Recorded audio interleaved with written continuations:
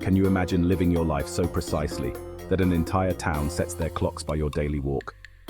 What if I told you about a philosopher whose obsession with time and routine was so intense it bordered on the absurd?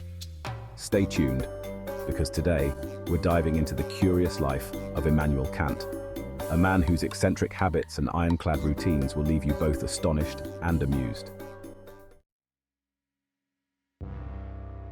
Kant was not just any philosopher, he was a living, breathing clock.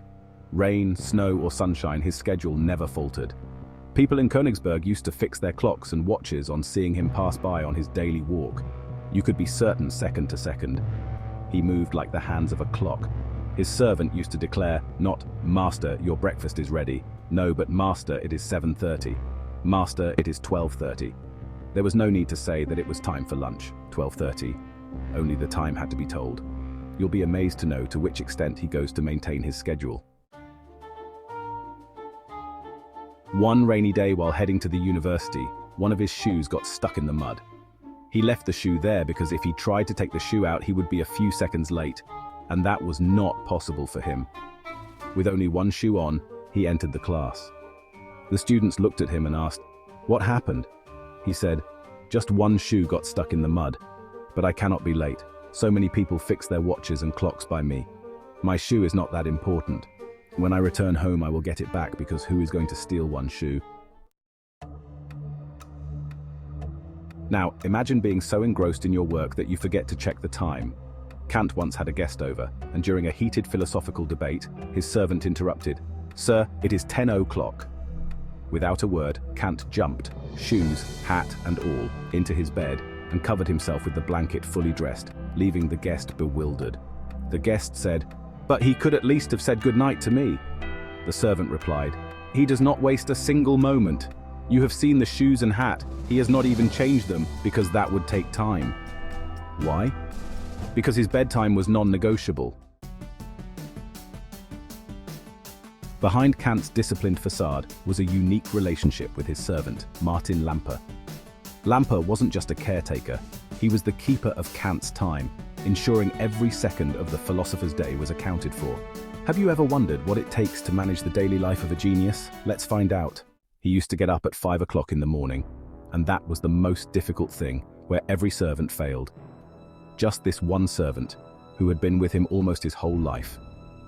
Once in a while he wanted more money, and if he did not get it, he would go away, knowing perfectly well that tomorrow he would be called back.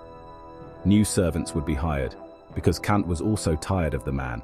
He was always asking for more money, a bigger salary, but no other servant was even remotely a substitute.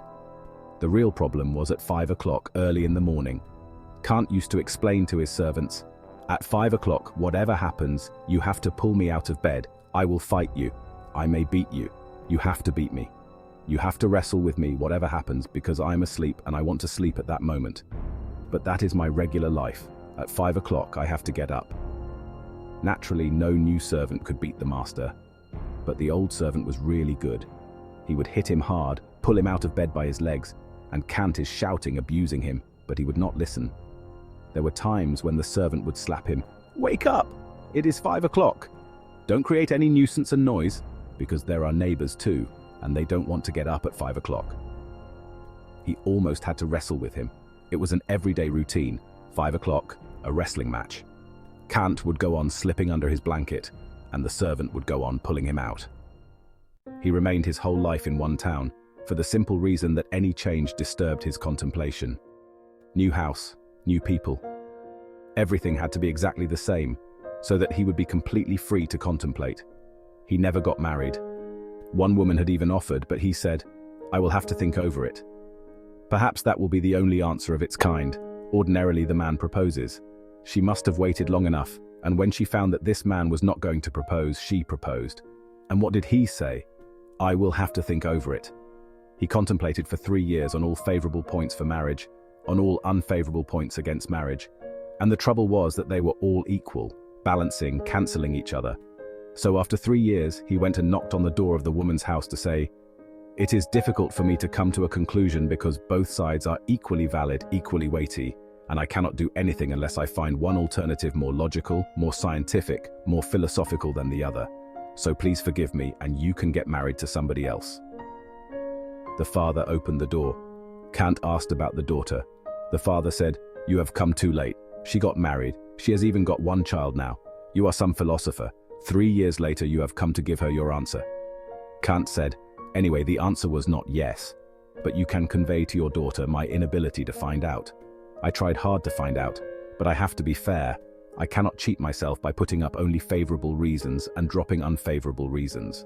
Somebody purchased a house next door, and Kant became sick, badly sick. The doctors could not find what the problem was because there seemed to be no sickness, but Kant was almost on the verge of death, for no reason at all.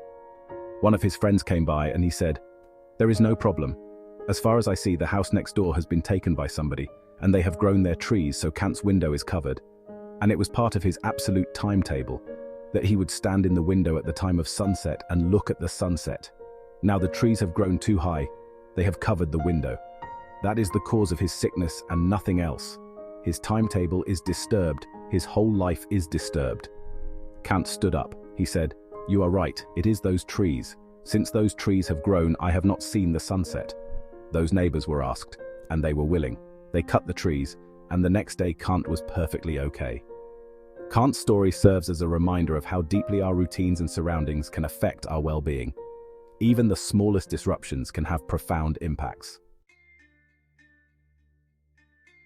Immanuel Kant, one of history's greatest philosophers, was a man of profound intellect and equally profound quirks. His life was a testament to the power of routine and the lengths one might go to preserve it. So the next time you glance at the clock, think of Kant and his unwavering dedication to time. What routines could you adopt to unlock your own potential?